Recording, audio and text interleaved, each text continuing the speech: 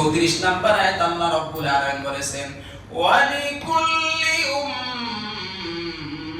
উম্মাতিন আজাল ফাইযা জাআ আজালুহুম লা ইস্তাখিরুনা সাআতাও ওয়া লা ইস্তাকদিমুন।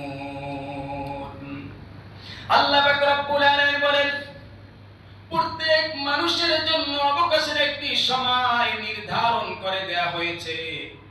নির্ধারিত সময় যখন শেষ হয়ে যাবে, যখন মৃত্যু চলে আসবে, তখন 1 মিনিট আগেও না 1 মিনিট পরেও না, যথা সময়ে আপনার আমার জান কবজ করে নিয়ে যাবে, ঠিক কিনা? এই মৃত্যুর স্থানটা আল্লাহ তাআলা নির্ধারিত করে রেখেছেন। আমি আপনি জানি না আমাদের মৃত্যু কোথায় হবে। আমাদের কারো মৃত্যু হাসপাতালে হতে পারে